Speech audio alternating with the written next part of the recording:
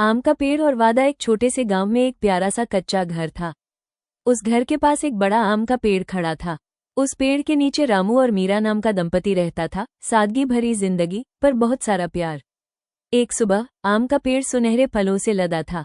देखो रामू, मीरा बोली, आम पक गए हैं, कल हम इन्हें तोड़कर सबके साथ बांटेंगे। रामू ने मुस्कुराकर सिर हिलाया, लेकिन रात को उसे नींद नहीं आई। बस एक आम खा लूं, उसे पता नहीं चलेगा। वो बुदबुदाया और टोकरी लेकर धीरे धीरे बाहर निकला। मीरा ने ये सब खिड़की से देख लिया। वह मुस्कुराई और चुप रही। सुबह हुई तो मीरा खाली टोकरी लेकर पेड़ के नीचे खड़ी थी। अरे, सारे आम कहाँ गए? उसने मासूम बनकर पूछा। रामू सिर खुजाने लगा, मुझे क्या पता। मीरा ने कुछ नहीं कहा। उसने बस एक नया आम का पौधा लगाया और बोली, रामू, सब्र का फल हमेशा मीठा होता है। रामू को शर्म आई, लेकिन दिल में गर्व भी हुआ। उस दिन के बाद वो रोज उस पौधे को पानी देने लगा। समय बीता, पौधा बड़ा हुआ और एक दिन वही पेड़ खूब सारे मीठे आमों से लद गया। इस बार रामू और मीरा ने साथ मिलकर आम तोड़े। हंसते हुए उन्हें गांव के बच्चों और पड़ोसियों में बांट दिया। शाम को दोनों आम के पेड़ के नीचे बैठे थे। सूरज ढल रहा था, हवा में आम की खुशबू थी। रामू ने मुस्कुराकर कहा, तुम सही कहती थी मीरा, भरोसा और सब्र ही सबसे मीठे फल देते हैं। नीति, मॉरल, जड़ी बूटी, भरोसा और सब्र। किसी एक शांत गांव में एक मेहनती पिता और उसका आलसी बेटा रहते थे। सुबह के समय पंछियों की चहचहाहट गूंजती थी, खेत हरे भरे थे और सूरज की किरणें धरती को धीरे से छू रही थीं। हर सुबह पिता जल्दी उठते, अपने औजार उठाते और खेत की ओर निकल जाते। लेकिन बेटा हमेशा देर तक सोता रहता, रजाई ओढ़कर सपनों में खोया रहता। एक दिन पिता उसके पास आए, उसे धीरे से जगाया और बोले, बेटा, चलो मेरे साथ खेत में मदद करो। बेटा जम्हाई लेते हुए बोला, इतनी मेहनत क्यों करनी पिताजी? मुझे तो बस आराम चाहिए। पिता मुस्कुराए और बोले, अगर तुम मेहनत नहीं करोगे तो जीवन का मूल्य कभी नहीं समझ पाओगे। लेकिन बेटे ने ध्यान नहीं दिया और वापस सो गया। पिता ने कुछ देर सोचा और उसे एक सीख देने की ठानी। अगले दिन उन्होंने बेटे से कहा, बेटा, मैंने हमारे खेत में एक खजाना दबाया है। अगर तुम उसे ढूंढ पाओ तो वो तुम्हारा होगा। बेटे की आंखें चमक उठी। वह उत्साह से फावड़ा लेकर खेत की ओर भागा। तेज धूप में उसने मिट्टी खोदनी शुरू की, इधर उधर हर जगह। पसीने से तरबतर वो घंटों तक खोदता रहा, मन में सोने और जवाहरात की कल्पना करता हुआ। शाम तक वो थक गया और निराश होकर बोला, पिताजी, मैंने पूरा खेत खोद डाला पर खजाना कहीं नहीं मिला। पिता ने मुस्कुराकर कहा, धैर्य रखो बेटा, कुछ दिन रुक जाओ, तुम देखोगे क्या उगता है। दिन बीते। एक सुबह बेटे ने देखा, जहां उसने मिट्टी खोदी थी वहां हरे भरे पौधे उगाए थे। वो हैरान होकर दौड़ा और बोला, पिताजी, देखिए, खेत भर में फसल उगाई है। पिता गर्व से बोले, यही है तुम्हारा खजाना बेटा, तुम्हारी मेहनत का फल। कुछ हफ्तों बाद खेत सुनहरी फसल से लहलहा उठा। पिता और बेटा दोनों मिलकर फसल काटने लगे, चेहरे पर मुस्कान और दिल में गर्व था। शाम को दोनों अपने घर के बाहर पेड़ के नीचे बैठे, अपने ही खेत का उगाया हुआ ताज़ा चावल खाते हुए। पिता ने कहा, याद रखना बेटा, मेहनत का फल हमेशा मीठा होता है। बेटे ने, एक बार की बात है, एक राज्य में एक बुद्धिमान राजा रहता था। उसके पास एक समझदार और वफादार मंत्री था जो हमेशा उसकी मदद करता था। एक दिन राजा के हाथ में हल्की सी चोट लग गई। राजा गुस्से में बोला, कितनी बदकिस्मती है मेरी। मंत्री मुस्कुराया और बोला, महाराज, जो भी होता है अच्छे के लिए होता है। राजा नाराज हो गया, तुम्हें लगता है चोट लगना अच्छा है? राजा ने गुस्से में मंत्री को जेल में डालने का आदेश दिया। कुछ दिनों बाद राजा शिकार पर गया। जंगल में कुछ आदिवासियों ने राजा को पकड़ लिया और कहा, हम इसे अपने देवता को बलि देंगे। जब वे राजा को तैयार कर रहे थे, उन्होंने देखा कि राजा के हाथ में चोट है। उन्होंने कहा, हम अपने देवता को अपूर्ण व्यक्ति की बलि नहीं दे सकते, और उन्होंने राजा को छोड़ दिया। राजा को एहसास हुआ कि मंत्री सही था। अगर उसके हाथ में चोट न होती तो वो मर जाता। राजा तुरंत महल लौटा और मंत्री को जेल से बुलवाया। उसने कहा, तुम सही थे मंत्री, इस चोट ने मेरी जान बचाई। लेकिन बताओ, तुम्हें जेल में डालना कैसे अच्छा हुआ? मंत्री ने मुस्कुराते हुए कहा, महाराज, अगर आप मुझे जेल में नहीं डालते तो मैं भी आपके साथ शिकार पर जाता। तब वे लोग मुझे पकड़कर बलि दे देते। राजा हंस पड़ा और बोला, सच में मंत्री, तुम सही कहते हो, जो भी होता है अच्छे के लिए होता है। सीख, जीवन में जो भी होता है किसी न किसी अच्छे कारण से ही होता है। इसलिए हर परिस्थिति में सकारात्मक रहना चाहिए।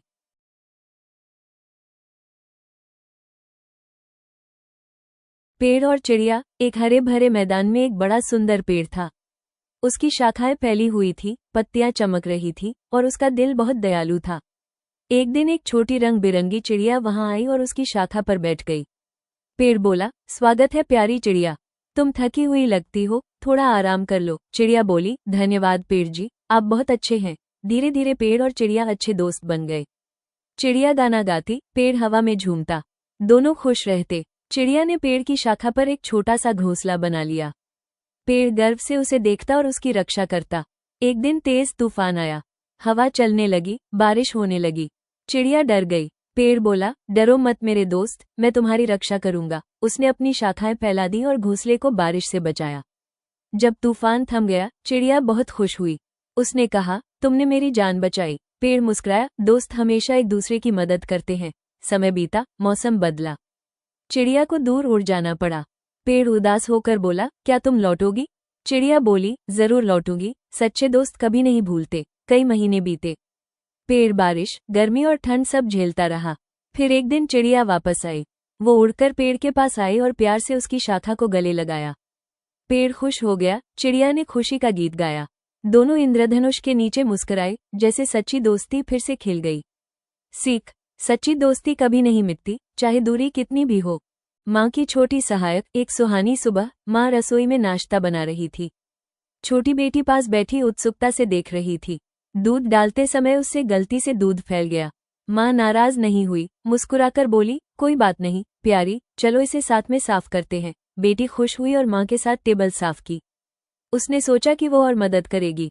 उसने खिड़की के पास पौधों में पानी डाला और रसोई को साफ सुथरा रखा। माँ ने गर्व से उसे गले लगाया और कहा, तुम कितनी जिम्मेदार बन रही हो मेरी गुड़िया। बाद में दोनों ने मिलकर कुकीज बनाई, हंसते हुए रसोई को खुशियों से भर दिया। शाम को बेटी ने माँ को कुकीज दी और बोली, माँ, ये मैंने आपके लिए बनाई है। माँ ने मुस्कुराकर कहा, दूसरों की मदद करने से दिल खुश होता है। रात को दोनों खिड़की के पास बैठी, डूबते सूरज को देखती, मुस्कुराती रहीं। अगली सुबह बेटी फिर से माँ की मदद करने लगी, बिना कुछ कहे ही। सीख, दूसरों की मदद करने से प्यार और खुशी बढ़ती है। ईमानदार गरीब लड़का। एक बार की बात है, एक गरीब लड़का था जिसका नाम रवि था। वो एक छोटी झोपड़ी में रहता था। उसके कपड़े पुराने थे, लेकिन उसका दिल बहुत अच्छा था। हर दिन वो गांव में काम की तलाश करता। एक दिन उसने कुछ अमीर बच्चों को खाना खाते देखा। वो भूखा था, पर मुस्कुराकर आगे बढ़ गया। रास्ते में उसने एक बूढ़े आदमी को लकड़ियां उठाने में संघर्ष करते देखा। रवि तुरंत मदद के लिए दौड़ा। बूढ़े ने कहा, बेटा, तू बहुत अच्छा है, भगवान तेरा भला करे। एक दिन रवि को रास्ते में पैसों से भरा बटुआ मिला। वो उसे रख सकता था, लेकिन उसने ईमानदारी से वापस देने का निश्चय किया। वो घर घर जाकर पूछता रहा, जब तक कि उसे उसका असली मालिक नहीं मिल गया। वह अमीर आदमी बहुत खुश हुआ। उसने कहा, तू बहुत ईमानदार बच्चा है। उसने रवि को खाना, कपड़े और पढ़ाई के लिए मदद दी। रवि रात में स्ट्रीट लाइट के नीचे मेहनत से पढ़ाई करता था। कुछ सालों बाद वो एक दयालु शिक्षक बन गया। उसने गरीब बच्चों के लिए एक छोटी स्कूल खोली। बच्चे खुशी से बोले, सर, आप हमारे हीरो हैं। रवि मुस्कुराया और बोला, हमेशा दयालु और ईमानदार रहो, यही असली सफलता है। सीख, ईमानदारी और दया आपकी किस्मत बदल सकती है। आलू का टॉक शो। एक दिन रसोई में खूब हलचल थी। बड़ी सी टेबल पर बैठा था आलू, आज वो बना था टॉक शो होस्ट। आलू, स्वागत है मेरे शो स्पट टॉक्स में। आज मेरे मेहमान हैं गाजर जी, टमाटर जी और बैंगन जी। सब्जियां तालियां बजाकर हंसने लगी। आलू, गाजर जी, आप हमेशा सलाद में क्यों रहते हैं?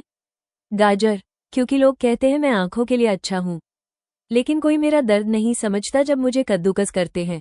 सब्जियां ठहाके लगाने लगी। आलू, हा। टमाटर जी, आप फिर से लाल हो गए। टमाटर, अरे क्या करूं, जब भी कोई केचप कहता है मुझे शर्म आती है। बैंगन, और मैं भी तो फेमस हूं। आलू, हाँ, लेकिन बच्चे तुम्हें देखकर रोते हैं जब तुम करी में आते हो। प्याज, रोते हुए, सब लोग मुझे देखकर क्यों रोते हैं? आलू, क्योंकि तुम हर कहानी में आंसू लाते हो दोस्त। मिर्च, गुस्से में, मुझे मत भूलो, मैं ही स्वाद लाती हूँ। आलू, हाँ, लेकिन जब तुम ज्यादा मसालेदार हो जाती हो, सब भाग जाते हैं। भिंडी, घमंड से कम मुझे सब पसंद करते हैं। आलू, हाँ, लेकिन तुम हमेशा लंबी सी अकड़ में रहती हो। लहसुन, संकोच में, लोग मुझसे दूरी क्यों बनाते हैं?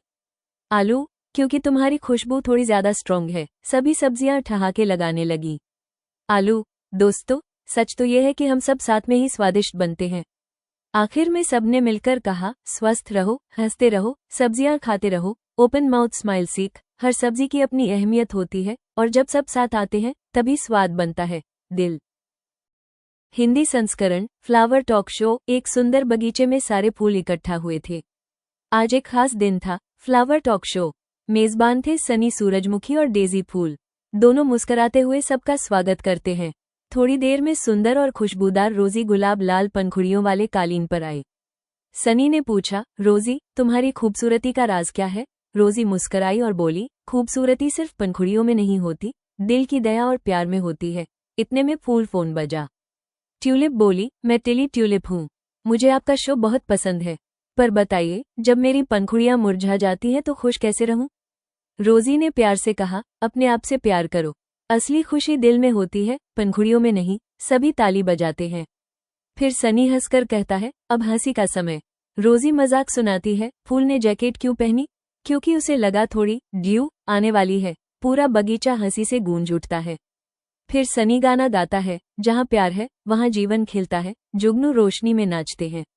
क्लाउडी बादल टीवी स्क्रीन पर आता है और कहता है, थोड़ी धूप, थोड़ी बारिश, फूलों के लिए बढ़िया मौसम।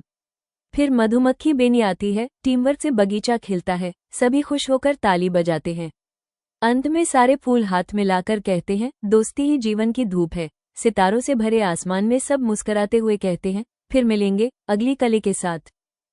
चतुर मगरमच्छ दंपति। एक बार की बात है, हरे भरे जंगल की नदी में एक मजेदार मगरमच्छ दंपति रहते थे, कल्लू और मल्ली। कल्लू थोड़ा आलसी था, लेकिन बहुत हंसमुख। मल्ली समझदार और बातूनी थी। एक दिन मल्ली ने नदी का पानी छपाक से उस पर फेंका। उठो नींदी मगरमच्छ। कल्लू मुस्कुराया, पहली छींट में ही प्यार हो गया। उस दिन से उनका जीवन हंसी और प्यार से भर गया। कभी कभी दोनों झगड़ भी लेते थे। मल्ली कहती, तुम मेरी चमकदार स्केल्स की तारीफ नहीं करते।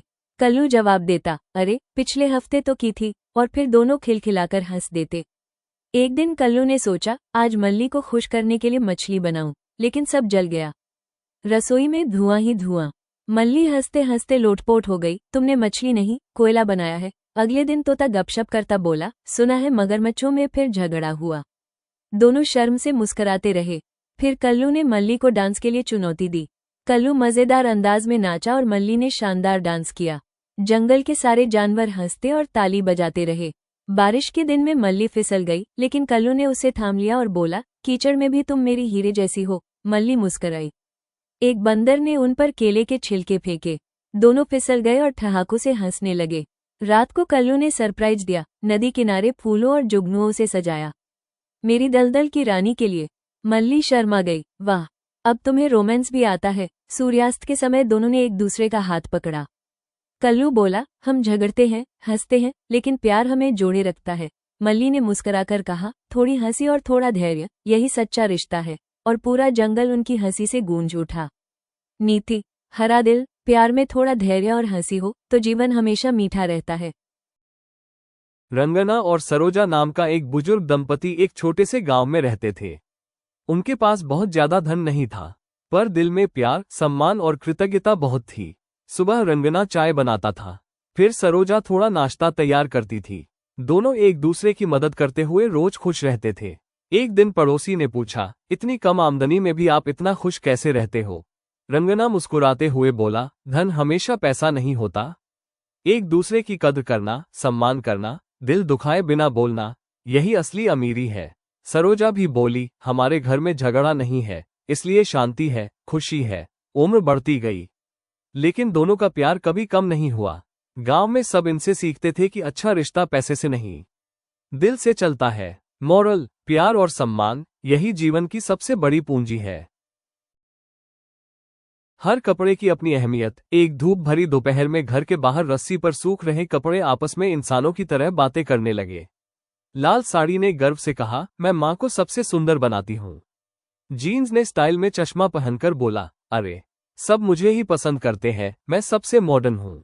बैंगनी टॉवल हंसते हुए बोला, मुझे तो रोज इस्तेमाल किया जाता है, सबसे ज्यादा जरूरत तो मेरी ही होती है। छोटा नीला स्टार वाला टी शर्ट हंसते हुए बोला, घर में हंसी, मस्ती, जॉय मैं लाता हूँ। फिर ऑफिस शर्ट बोला, पापा मेरे बिना ऑफिस जा ही नहीं सकते। और नाइट ड्रेस मजाक में बोली, ऑफिस तुम्हारा सही। पर घर तो पूरी तरह मेरा है। सब हंसी मजाक, तुलना, छोटी छोटी नोकझोंक में बिजी हो गए। कोई खुद को सबसे बेस्ट मान रहा था, कोई खुद को सबसे इम्पोर्टेंट। लेकिन शाम को जब हवा ठंडी हो गई तो सारे कपड़े एक साथ कांपने लगे। तब उन्हें समझ आया, किसी की भी अहमियत कम नहीं होती। हर कपड़े की अलग जरूरत, अलग काम और अलग वैल्यू होती है।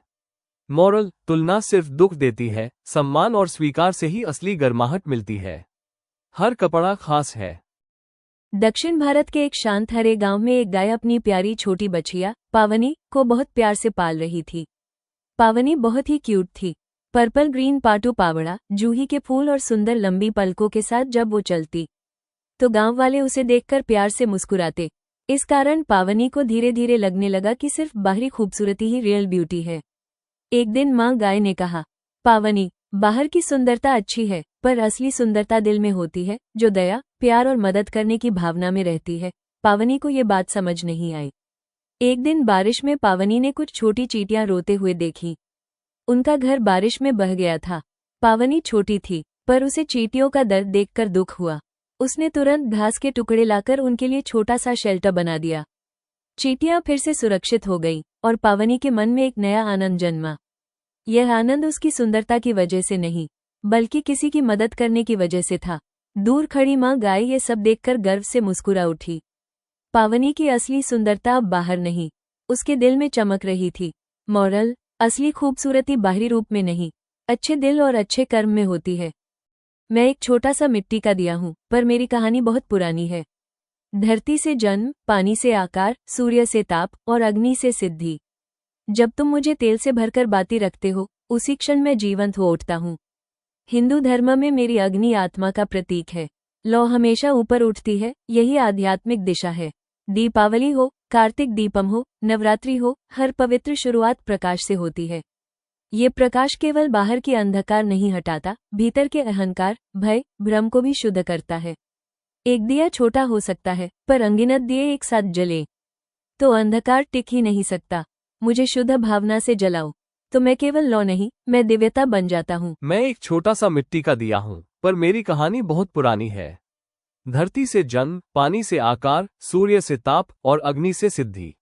जब तुम मुझे तेल से भरकर बाती रखते हो, उसी क्षण मैं जीवंत हो उठता हूँ। हिंदू धर्म में मेरी अग्नि आत्मा का प्रतीक है। लौ हमेशा ऊपर उठती है, यही आध्यात्मिक दिशा है। दीपावली हो, कार्तिक दीपम हो, नवरात्रि हो, हर पवित्र शुरुआत प्रकाश से होती है। ये प्रकाश केवल बाहर की अंधकार नहीं हटाता, भीतर के अहंकार, भय, भ्रम को भी शुद्ध करता है। एक दिया छोटा हो सकता है, पर अनगिनत दिए एक साथ जलें तो अंधकार टिक ही नहीं सकता। मुझे शुद्ध भावना से जलाओ, तो मैं केवल लौ नहीं, मैं दिव्यता बन जाता हूँ। बिल्वपत्र कोई साधारण पत्ता नहीं है। ये शिव के त्रिशूल और मनुष्य के अंदर स्थित 3 गुण, सत, रज और तम का प्रतीक है। जब भक्त शुद्ध भावना से बिल्वपत्र को शिवलिंग पर अर्पित करता है, तो वह अपने तीनों गुणों को शिव को समर्पित कर देता है। ये समर्पण मन को शुद्ध करता है, भीतर के अंधकार को मिटाता है, पाप कर्म को कम करता है और मन में शांति लाता है। हजारों वर्षों से बिल्वपत्र शिव पूजा का सबसे पवित्र अंग रहा है। समय बदल सकता है, विधि बदल सकती है, पर भक्ति कभी नहीं बदलती। शिव भेंट का आकार नहीं देखते, केवल भावना देखते हैं। बिल्वपत्र दिव्य बनता है क्योंकि वो भक्त के शुद्ध हृदय की भावना को शिव तक पहुंचाता है। बिल्वपत्र कोई साधारण पत्ता नहीं है। ये शिव के त्रिशूल और मनुष्य के अंदर स्थित 3 गुण, सत, रज और तम का प्रतीक है। जब भक्त शुद्ध भावना से बिल्वपत्र को शिवलिंग पर अर्पित करता है, तो वह अपने तीनों गुणों को शिव को समर्पित कर देता है। ये समर्पण मन को शुद्ध करता है, भीतर के अंधकार को मिटाता है, पाप कर्म को कम करता है और मन में शांति लाता है। हजारों वर्षों से बिल्वपत्र शिव पूजा का सबसे पवित्र अंग रहा है। समय बदल सकता है, विधि बदल सकती है, पर भक्ति कभी नहीं बदलती। शिव भेंट का आकार नहीं देखते, केवल भावना देखते हैं। बिल्वपत्र दिव्य बनता है क्योंकि वो भक्त के शुद्ध हृदय की भावना को शिव तक पहुंचाता है। एक दिन सूरज, चांद और धरती अंतरिक्ष में खेल रहे थे। अचानक चांद सूरज के सामने आ गया। धीरे धीरे सूरज ढकने लगा। जैसे जैसे चांद सूरज को और ढकता गया, आसमान रात जैसा हो गया। इसे ही सूर्य ग्रहण कहते हैं। फिर चांद धीरे धीरे हटने लगा। सूरज फिर से चमकदार हो गया। आखिर में पूरा दिन वापस आ गया। बच्चों ने सुरक्षित तरीके से ग्रहण देखा और एक नई चीज सीख ली। एक दिन सूरज, चांद और धरती अंतरिक्ष में खेल रहे थे। अचानक चांद सूरज के सामने आ गया। धीरे धीरे सूरज ढकने लगा। जैसे जैसे चांद सूरज को और ढकता गया, आसमान रात जैसा हो गया। इसे ही सूर्य ग्रहण कहते हैं। फिर चांद धीरे धीरे हटने लगा। सूरज फिर से चमकदार हो गया। आखिर में पूरा दिन वापस आ गया। बच्चों ने सुरक्षित तरीके से ग्रहण देखा और एक नई चीज सीख ली। बहुत प्राचीन समय में, जब मनुष्य भी नहीं थे, पूरा ब्रह्मांड एक विशाल समुद्र जैसा था। देवता और असुर दोनों अमृत पाने के लिए समुद्र मंथन करने लगे। भगवान विष्णु ने मार्ग दिखाया। मंदराचल पर्वत मथानी बना और वासुकी नाग रस्सी बना। समुद्र मंथन से दिव्य ऊर्जा ऊपर उठने लगी। सबसे पहले हालाहल विष निकला। भगवान शिव ने वो विष ग्रहण कर ब्रह्मांड को बचा लिया। उसके बाद एक एक कर अनमोल दैवीय वस्तुएं निकली, कामधेनु, कल्पवृक्ष और कई खजाने। अंत में सबसे बड़ा वरदान निकला, अमृत कलश। उस कलश से कुछ बूंदें गलती से धरती पर गिर गईं। जैसे ही वे अमृत बूंदें धरती की मिट्टी को छुईं, प्रकाश धीरे धीरे शांत हुआ और दिन का उजाला फैल गया। उसी स्थान से एक छोटा सा अंकुर निकला। वही अंकुर बढ़ते बढ़ते एक सुंदर आंवला का वृक्ष बन गया, अमृत से जन्मा वृक्ष। इसीलिए आंवला को धात्री कहा जाता है, वो मां वृक्ष जो सबको पोषण देती है। आयुर्वेद में आंवला को सर्वोत्तम रसायन माना गया है, जो शरीर, मन और जीवन शक्ति को मजबूत करता है। ये कहानी हमें सिखाती है, प्रकृति स्वयं एक दिव्य उपहार है और प्रकृति की हर महान वस्तु के पीछे एक पवित्र कहानी छुपी है। भारत के एक शांत छोटे गांव में खेतों के पास एक बड़ा नीम का पेड़ खड़ा था। हर सुबह पक्षी उस पर बैठते, हवा उसकी पत्तियों में से धीरे धीरे गुजरती। 3 बच्चे रोज उस पेड़ को देखते, पर उन्हें उसकी असली शक्ति और महत्व का पता नहीं था। एक दिन बच्चों ने दादी से पूछा, नीम इतना महत्वपूर्ण क्यों है? दादी मुस्कुराई और बोली, नीम प्रकृति का डॉक्टर है। ये बिना दवा, बिना केमिकल, सबको सुरक्षित रखता है। दादी ने कुछ नीम की पत्तियां तोड़ी। ये पत्तियां कड़वी होती हैं, लेकिन ये खून साफ करती हैं, शरीर को मजबूत बनाती हैं। फिर दादी ने नीम की दतुन दिखाई। पुराने समय में दांत साफ करने के लिए नीम की टहनी का उपयोग होता था। बच्चे हैरान हो गए, ये दांतों और मसूड़ों की रक्षा करती है। फिर दादी ने थोड़ा नीम का तेल दिखाया। ये तेल बालों और त्वचा की रक्षा करता है और कीड़े मकोड़ों को दूर रखता है। तभी गांव का किसान आया। उसने नीम पानी फसल पर छिड़का। हमें जहरीले केमिकल की जरूरत ही नहीं। नीम खेती की रक्षा स्वाभाविक रूप से कर देता है। फिर सब नीम के पेड़ की छाया में बैठते हैं। दादी कहती है, हमारे पूर्वज घरों के पास नीम लगाते थे। ये शुद्ध हवा देता है, ठंडी छाया देता है, बीमारियों से बचाता है। बच्चों को आखिर समझ आया, नीम सिर्फ पेड़ नहीं है, नीम एक दोस्त है, एक प्राकृतिक डॉक्टर, जो मनुष्य, खेत और धरती सभी की रक्षा करता है। मेहनती छोटी चींटियां एक शांत से बगीचे में एक बड़े आम के पेड़ की छाया के नीचे छोटी छोटी चींटियों का एक कॉलोनी रहती थी। हर सुबह सूरज निकलने से पहले ही सारी चींटियां जाग जाती, लाइन बनाती और अपना दिन का काम शुरू कर देती। वे बीज ले जाती, छोटे पत्ते ले जाती, खाने के टुकड़े ले जाती, और वो भी अपने शरीर के वजन से कई गुना भारी। फिर भी वे शिकायत नहीं करती, लड़ाई नहीं करती, क्योंकि उन्हें विश्वास था, टीमवर्क छोटी चींटियों को ताकतवर बनाता है। एक छोटी चींटी जिसका नाम चिक्की था, हमेशा सोचती, हम इतना काम क्यों करते हैं, क्यों नहीं आराम कर सकते? सबसे बुजुर्ग चींटियां बोली, हम आज मेहनत करते हैं ताकि कल हमें तकलीफ नहीं होगी। मेहनत हमें भूख, बारिश और मुसीबत से बचाती है, इसलिए हर दिन वे भोजन इकट्ठा करती रहती और उसे अपने भूमिगत घर में सुरक्षित जमा करती रहती। एक दिन दोपहर में काले बादल घिर आए, मूसलाधार बारिश हुई, बहुत से कीड़े डर गए, तितलियां छिप गईं, टिड्डे कांपने लगे और मधुमक्खियां परेशान थीं। लेकिन चींटियां अपने सुरक्षित घर में थीं। उनके पास खाने का भंडार था और सुरक्षा थी, क्योंकि उन्होंने मेहनत पहले ही कर ली थी।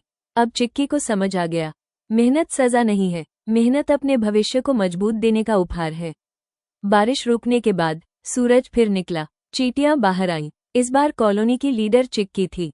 वो बोली, हम छोटे हैं, लेकिन जब दिल से मेहनत करते हैं, हम बहुत बड़े बन जाते हैं। और सारी चींटियां खुशी से चीयर करने लगी और फिर नए आत्मविश्वास के साथ अपना सफर जारी रखा। कहानी का सार, मेहनत, अनुशासन और टीम वर्क छोटे को भी महान। एक सुंदर सा शांत गांव था। वहां एक दादी और 3 छोटे बच्चे रहते थे। हर सुबह वे घरों के दरवाजों पर हरी हरी आम की पत्तियों की तोरण लगी देखते थे। एक दिन बच्चों ने पूछा, दादी, हर घर के दरवाजे पर आम के पत्ते क्यों बांधते हैं? दादी मुस्कुराई। बहुत पुरानी पीढ़ियों ने समझ लिया था कि आम की पत्तियां घर की हवा को ताज़ा और साफ रखती हैं। बाहर से आने वाली धूल और बदबू को ये कम करती हैं। जब साइकिलें, गाड़ियां या जानवर जाते हुए धूल उड़ाते हैं तो आम की पत्तियां हवा को हल्का सा फिल्टर कर देती हैं। दादी ने ताज़ी पत्तियां बच्चों को सूंघने दिया। उसकी हल्की प्राकृतिक खुशबू बच्चों को बहुत अच्छी लगी। ये सिर्फ सजावट नहीं, ये ज्ञान वाली परंपरा है, दादी बोली। त्योहारों में हर घर पर नई आम की पत्तियों की तोरण बांधी जाती है। ये खुशियों, सकारात्मक ऊर्जा और सुख का स्वागत करने का तरीका है। अगले दिन बच्चे दादी के साथ गांव के कुएं के पास वाले आम के पेड़ से ताज़ी पत्तियां लाए और सबने मिलकर घर के दरवाजे पर नई तोरण बांधी। दादी ने कहा, जब अगली पीढ़ी सीखकर आगे बढ़ाती है तभी संस्कृति चलती रहती है। बच्चों ने समझ लिया कि ये परंपरा सुंदर है और हमारे घर को ताज़ा, स्वस्थ और खुश रखती है। हिंदू घर में परंपरा सजावट नहीं, पहचान है। चूड़ियां शक्ति हैं, नारी की देवी ऊर्जा का प्रतीक। फूल पवित्रता है, प्रेम से अर्पित भक्ति। और माथे की बिंदी केवल बिंदी नहीं, चेतना का केंद्र है। बचपन की छोटी चूड़ियों से बड़े होने पर पहनी जाने वाली सोने की चूड़ियों तक, हर चरण कहता है, नारी शक्ति दिव्य है। मोगरा और गेंदे के फूल जब प्रेम से पिरोए जाते हैं और शिव चरणों में अर्पित होते हैं तो प्रकृति के स्रोत को लौटती है। विवाह में पति द्वारा लगाया गया लाल बिंदी बिंदु मालिकाना नहीं, पवित्र प्रतिज्ञा है। और जब चूड़ियां जोड़ फूल जोड़ बिंदी एक साथ आते हैं, वे एक संदेश देते हैं। परंपरा पुरानी नहीं होती, परंपरा मूल्य बचाती है। परंपरा पहचान सुरक्षित रखती है। मॉरल, परंपराओं का सम्मान करो, वे तुम्हें बांधने नहीं, संरक्षण देने आती हैं। एक हरी भरी सुंदर जंगल में एक प्यारा सा बंदर जोड़ा रहता था, रामू और सीता। हर दिन वे पेड़ों पर कूदते, फल इकट्ठा करते, हंसते और प्रकृति के साथ खुशी से रहते थे। एक दिन उन्हें एक बड़ा हरा नारियल जड़ों के बीच फंसा हुआ मिला। रामू ने पूरी ताकत से खोलने की कोशिश की, पर नहीं खुला। सीता ने अपनी चालाकी से कई तरीके आजमाए, पर कुछ काम नहीं हुआ। कुछ पल बाद दोनों को समझ आ गया, ताकत और बुद्धि मिलकर ही चमत्कार होता है। उन्होंने नारियल को धीरे धीरे एक नुकीले पत्थर की ओर घुमाया। सीता ने सही स्थान बताया और रामू ने जोर से धक्का दिया। धड़ाम, नारियल खुल गया और उसके भीतर चांद जैसे चमकदार मीठा पानी था। दोनों ने मिलकर पिया और पास में खड़े एक छोटे पक्षी को भी बांटा। उनके दिल में खुशी भर गई, क्योंकि यह नारियल खोलने की खुशी नहीं थी, यह मिलकर करने की खुशी थी। शाम के सुनहरे प्रकाश में रामू बोला, ताकत अच्छी है। सीता मुस्कुराई, अकल भी अच्छी है। दोनों ने एक साथ कहा, लेकिन मिलकर हम अजेय हैं। सीख, प्यार जोड़ साथ मिलकर काम इक्वल साधारण पल भी जादू बन जाते हैं।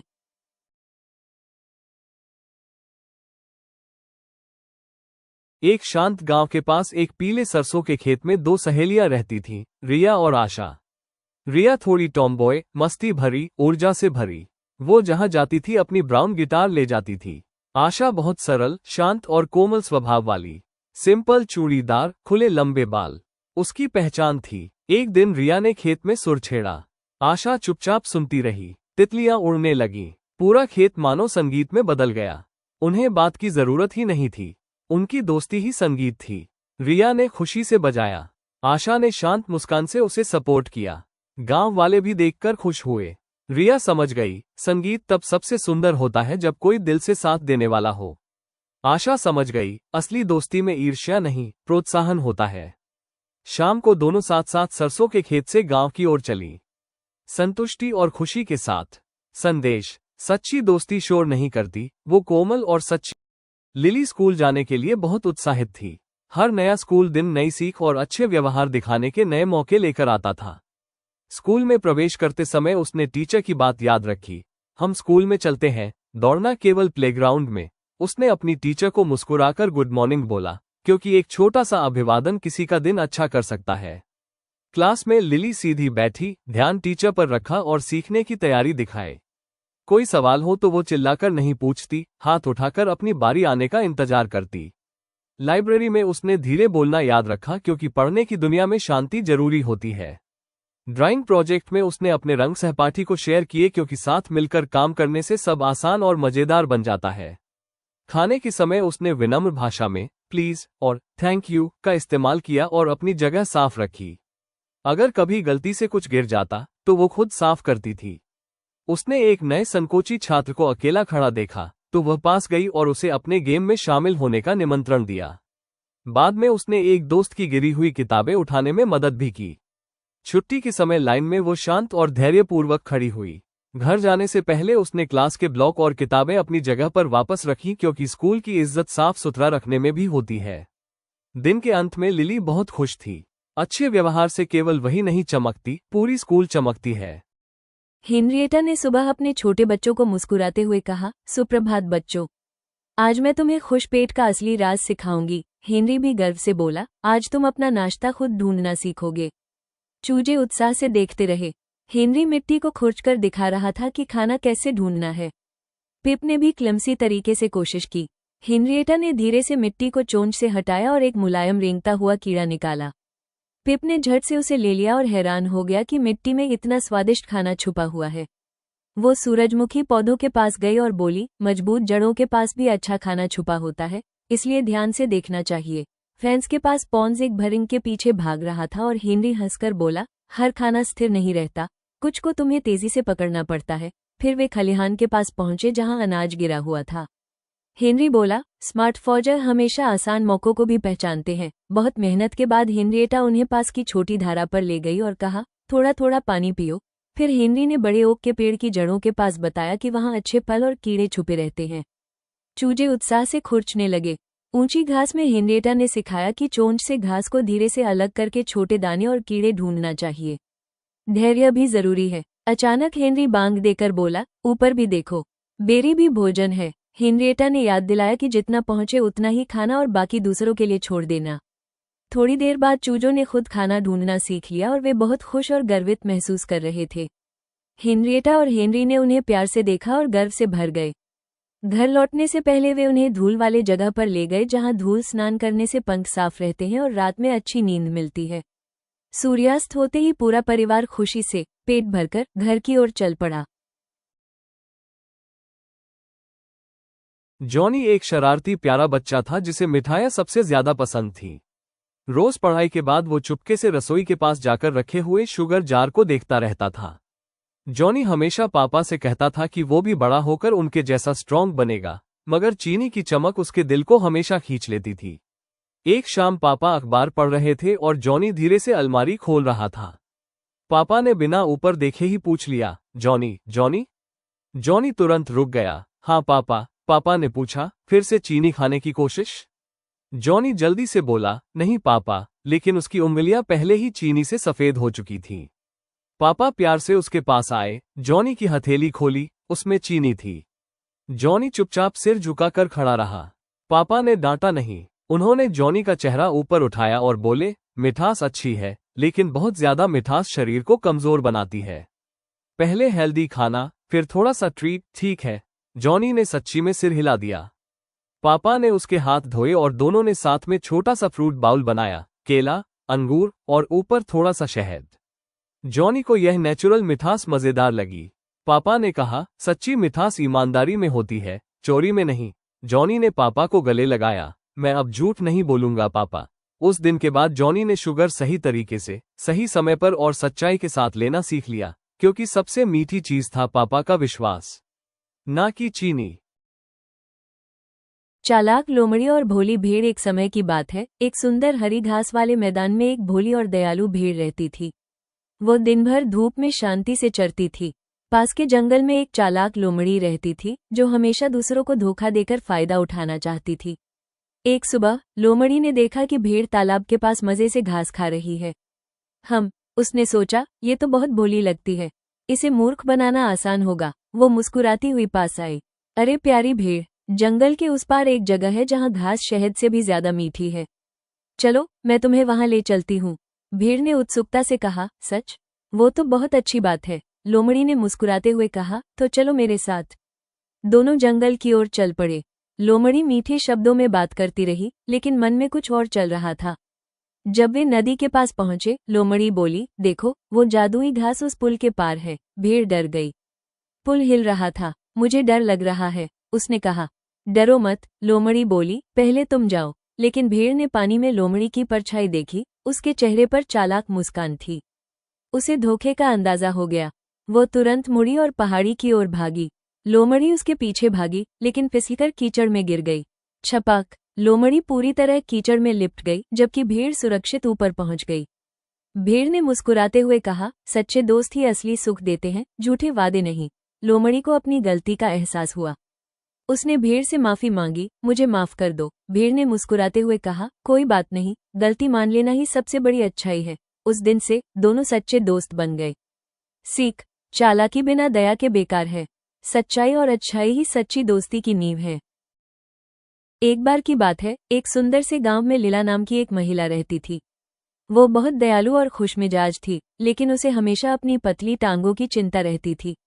हर सुबह वो आईने के सामने खड़ी होकर अपनी टांगों को देखकर कहती, अरे भगवान, मेरी टांगें तो माचिस की तीलियों जैसी हैं। लोग जरूर हंसते होंगे। एक दिन कुछ जादू हुआ, उसकी टांगें अचानक बोलने लगी।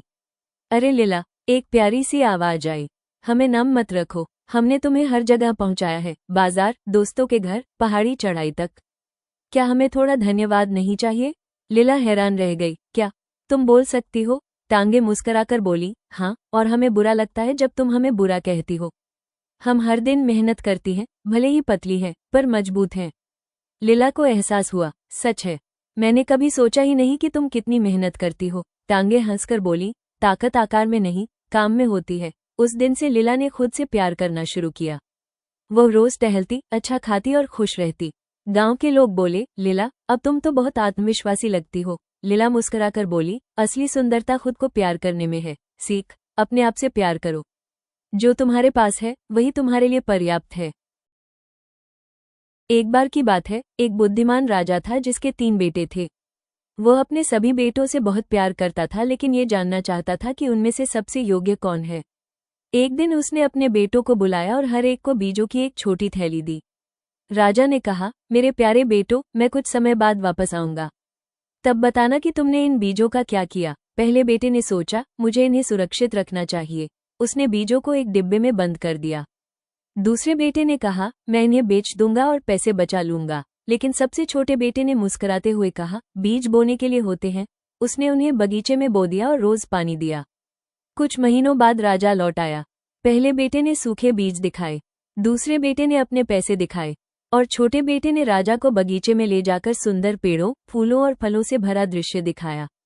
राजा मुस्कुराया और बोला, तुमने जिम्मेदारी का असली मतलब समझा। जो मैंने दिया, उसे जीवन में बदल दिया। राजा ने छोटे बेटे को अपना उत्तराधिकारी घोषित किया। सीख: जो हमें दिया गया है, उसे समझदारी से इस्तेमाल करो, तभी वो बढ़ेगा और फल देगा। दयालुता और वफादारी हमेशा साथ रहती हैं। एक शांत छोटे से गांव में एक किसान और उसका वफादार गधा रहते थे। हर सुबह दोनों साथ में बाजार के लिए निकलते थे। गधा भारी बोरियां उठाकर चलता था और किसान हमेशा उसका ध्यान रखता था। एक दोपहर तेज धूप में गधा थक गया। किसान ने रास्ते में एक बड़े पेड़ के नीचे रुककर उसे पानी पिलाया और प्यार से उसके सिर पर हाथ फेरा। कुछ गांव वाले वहां से गुजरते हुए गधे का मजाक उड़ाने लगे, लेकिन किसान मुस्कुराकर बोला, ये हर दिन मेहनत करता है और कभी शिकायत नहीं करता। कुछ दिनों बाद जब वे एक कीचड़ भरे रास्ते से गुजर रहे थे, किसान फिसल गया। तभी गधे ने झट से उसे पकड़ लिया और नदी में गिरने से बचा लिया। किसान ने अपने प्यारे गधे को गले लगा लिया। गांव वालों ने उसकी वफादारी की तारीफ की। उस शाम किसान ने अपने गधे को ताजी हरी घास खिलाई। सूरज डूबते समय दोनों के चेहरे पर खुशी झलक रही थी। उन्होंने सबको सिखाया कि सच्ची दोस्ती प्यार, भरोसे और दया से बनती है। एक शांत हरे गांव में एक दयालु चरवाहा रहता था। हर सुबह वो अपनी भेड़ और बकरे को लेकर खेतों में चराने जाता था। सफेद धोती और पगड़ी पहने वो अपने लंबे डंडे के सहारे उन्हें प्यार से रास्ते पर चलाता था। बकरा बहुत शरारती था, कभी आगे भागता, कभी पत्ते खाने रुक जाता। भेड़ शांत और आज्ञाकारी थी, हमेशा चरवाहे के पास ही रहती। जब बकरा बहुत दूर चला जाता तो चरवाहा मुस्कुराकर उसे प्यार से पुकारता। एक दिन बकरा तितलियों के पीछे भागा और झाड़ियों में फंस गया। वो दर्द से मिमियाने लगा। चरवाहा दौड़कर गया और अपने लंबे डंडे से सावधानी से बकरे को छुड़ाया। भेड़ डरते हुए पास खड़ी देखती रही। बकरे ने चरवाहे की दया महसूस की और अब कभी दूर न जाने का वादा किया। थोड़ी देर बाद आसमान में बादल छा गए और बारिश शुरू हो गई। चरवाहा दोनों को एक बड़े पेड़ के नीचे ले गया। वे तीनों साथ में बारिश से बचते रहे। जब बारिश थम गई तो आसमान में सुंदर इंद्रधनुष दिखाई दिया। तीनों खुशी खुशी घर की ओर चल पड़े। शाम को जब सूरज ढल रहा था, चरवाहे ने दोनों को हरी हरी घास खिलाई। दोनों ने प्यार से उसकी ओर देखा। उसने मुस्कुराकर उनके सिर पर हाथ फेरा। उस दिन के बाद बकरा कभी भटक कर दूर नहीं गया। इस तरह वो चरवाहा, बकरा और भेड़ प्रेम, आज्ञाकारिता और देखभाल के साथ सदा सुखी रहे। नीति: आज्ञाकारिता और देखभाल जीवन में सुख और सुरक्षा लाती है। एक छोटे से सुंदर घर में एक प्यारी आंटी रहती थी, रानी आंटी। उनके साथ रहते थे दो प्यारे दोस्त, मैक्स, एक खुशमिजाज भूरा कुत्ता, और मीमी, एक चालाक सफेद बिल्ली। हर सुबह रानी आंटी उन्हें खाना खिलाती थी। मैक्स खुशी से अपनी पूंछ हिलाता और मीमी धीरे से म्याऊं करती। दोनों को अपनी मालकिन बहुत प्यारी लगती थी। कभी कभी दोनों एक ही जगह पर बैठना चाहते थे, फिर थोड़ी नोक-झोंक हो जाती। लेकिन रानी आंटी हंसकर कहती, अरे वाह मेरे प्यारे झगड़ालू बच्चों। एक दिन रानी आंटी बाजार चली गई। घर में बस मैक्स और मीमी रह गए। पहले तो मैक्स तितली के पीछे भागा और मीमी खिड़की पर आराम से बैठी रही। अचानक तेज बारिश शुरू हो गई। हाई वोल्टेज बिजली चमकी और मीमी डर के मारे मेज के नीचे छिप गई। मैक्स ने देखा कि मीमी कांप रही है। वो धीरे से उसके पास आया और अपना कंबल उसके ऊपर डाल दिया। मीमी ने उसकी ओर देखा और मुस्कुराई। अब वो डर नहीं रही थी। दोनों साथ में आराम से बैठ गए, बारिश की आवाज सुनते हुए। बारिश खत्म होते ही दोनों खेलने लगे, गेंद से, कुर्सियों के चारों ओर भागते हुए। शाम तक दोनों थक गए और फायरप्लेस के पास जाकर साथ में सो गए। रानी आंटी लौटी तो उन्होंने देखा, उनका कुत्ता और बिल्ली एक दूसरे से लिपटकर सो रहे थे। उनके चेहरे पर प्यारी सी मुस्कान थी। रानी आंटी बोली, सच्ची दोस्ती में शब्द नहीं चाहिए, बस दिल चाहिए। वन कहानी की सीख: सच्ची दोस्ती प्यार और देखभाल से बनती है, भले ही दोस्त कितने अलग क्यों न हो। एक शांत और हरे भरे गांव में गौरी, एक प्यारी सफेद गाय, और उसका पति नंदी, एक ताकतवर भूरा बैल, रहते थे। वे किसान रामू के घर के सदस्य जैसे थे। वो उन्हें बहुत प्यार करता था। हर सुबह गौरी दूध देती थी जिससे गांव के बच्चे खुश होकर पीते थे, और नंदी खेत जोतने में किसान की मदद करता था। दोनों अलग थे, लेकिन हमेशा एक दूसरे का साथ निभाते थे। एक गर्मी का मौसम आया जब खेत सूख गए और मिट्टी फटने लगी। किसान रामू परेशान होकर बोला, अब पानी के बिना फसलें कैसे उगेंगी? गौरी ने नंदी से कहा, हमें रामू की मदद करनी चाहिए। नंदी ने मुस्कुराते हुए सिर हिलाया, हाँ, साथ मिलकर कुछ न कुछ जरूर करेंगे। दोनों ने मिलकर बैलगाड़ी में खाली मटके रखे और नदी की ओर चल पड़े। तेज धूप थी, लेकिन वे रुके नहीं। नदी से पानी भरकर वे खेत में लौटे। गौरी ने अपने ठंडे दूध से छोटे बछड़ों की प्यास बुझाई और नंदी ने अपनी ताकत से भारी मटके ढोए। धीरे धीरे खेत हरे भरे हो गए। किसान रामू खुश होकर बोला, तुम दोनों की मेहनत और साथ ने हमारे गांव को फिर से जिंदा कर दिया। रात में चांदनी के नीचे गौरी ने कहा, नंदी, तुम्हारी ताकत ही मेरा सहारा है। नंदी ने जवाब दिया, और तुम्हारा प्यार मेरी प्रेरणा है। वे दोनों मुस्कुराए और शांत रात में सितारों के नीचे सो गए, एकता, प्रेम और परिश्रम की मिसाल बनकर। वन कहानी की सीख: सच्ची साझेदारी वही है जिसमें ताकत और प्यार एक साथ चलते हैं। साथ मिलकर कोई भी मुश्किल आसान बन जाती है। एक शांत गांव में नदी के किनारे लाली, एक सुंदर हाथीनी, और उसका नटखट बच्चा अप्पू रहते थे। त्योहारों में गांव वाले उन्हें रंगीन कपड़ों, घंटियों और फूलों की मालाओं से सजाते थे।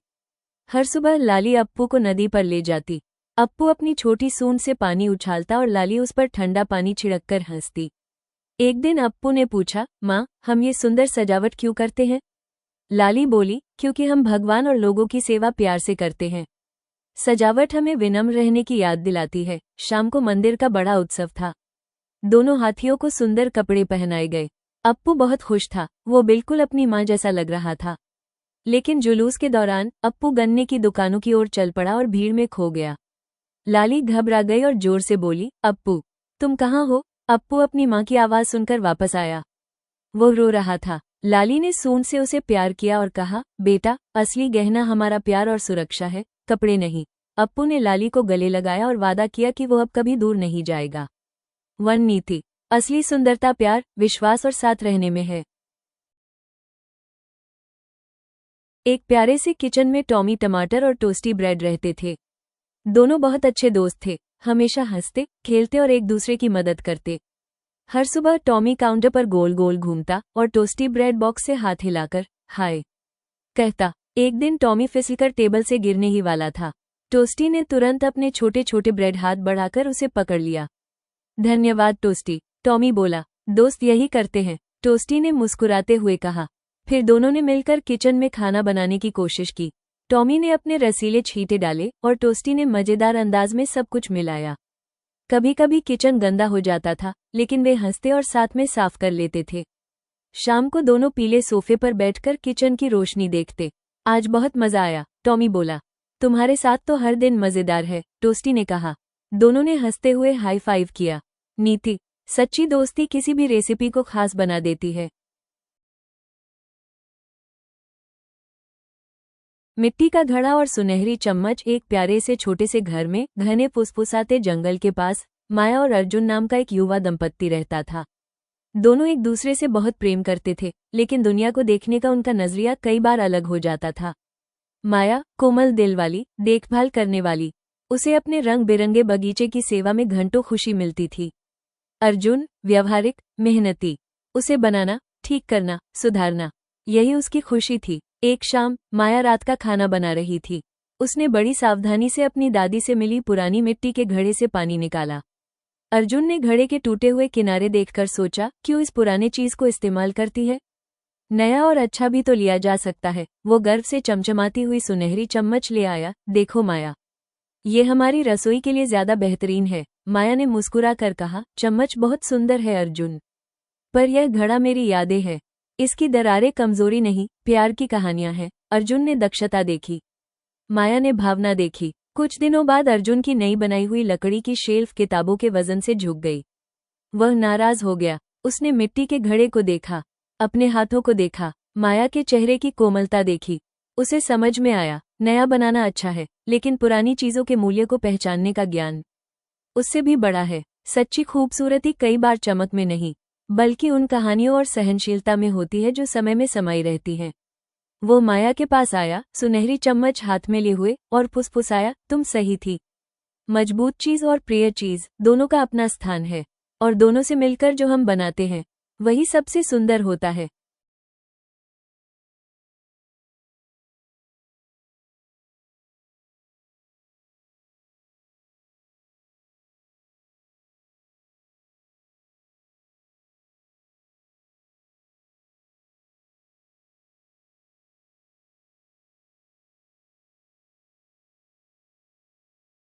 मिट्टी का घड़ा और सुनहरी चम्मच। एक प्यारे से छोटे से घर में घने फुसफुसाते जंगल के पास माया और अर्जुन नाम का एक युवा दंपत्ति रहता था।